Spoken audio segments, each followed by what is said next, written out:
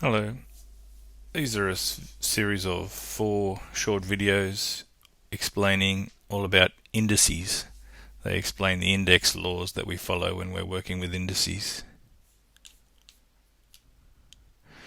Okay, this first video is talking about index notation. How do indices come about? Well, if we have a times a, then obviously this letter is multiplying by itself. So how do we indicate that we are multiplying a letter by itself? We put a little 2 up the top. That indicates there are 2 of those a's multiplying with each other. A times a times a, we would call that a to the power of 3. Now there are special names for a to the power of 2. We say a squared.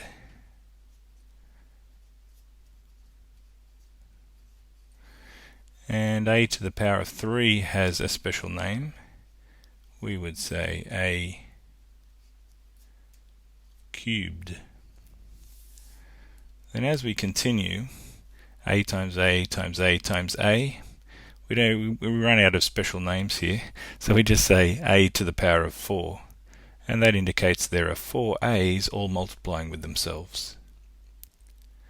So the power tells us how many of the letters are multiplying with themselves. So if we took any letter, m to the power of 5, that would equal m times m times m times m times m, until we had 5 m's all multiplying with each other. Now sometimes there are numbers instead of letters that are multiplying with each other. 3 times 3 would be 3 squared.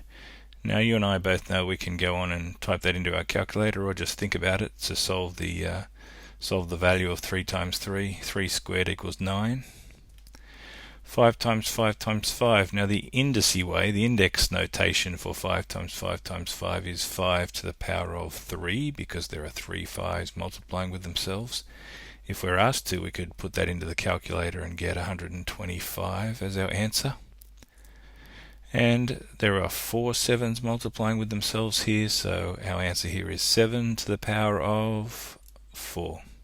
So in this case, the power tells us how many of the base numbers are multiplying with themselves. So 2 to the 5, how many 2's are multiplying with themselves? I think you can guess that there are 5 2's multiplying with each other. And if we're asked to, we can find the final result there, 32. We can use our calculator to help there. If we're asked to figure out this, well, this is in 2 sections. We have 4 squared times 3 squared. Now, to break this down, often when we write these indice terms in an expanded way, that helps our brain to process it. 4 squared is 4 times 4, as you can see. And we can also split up 4 to the power of 3 as 4 times 4 times 4. Now I'm wondering if you can see that there's a total of how many 4's multiplying with each other? There are 5 4's multiplying with each other. And we'll go on in the next video to really establish this rule that says 4 to the power of 2 times 4 to the power of 3. Can you see what's happened to the indices up the top here? Can you see what's happened to the 2 and the 3? They've added together to give the 5 up the top. We'll talk about that more in the next video. So I hope that this first video has helped you get your brain around just what is an indice or an index, and some of the terms that we use for them. I look forward to seeing you in the next video, where we'll talk about multiplying terms with indices.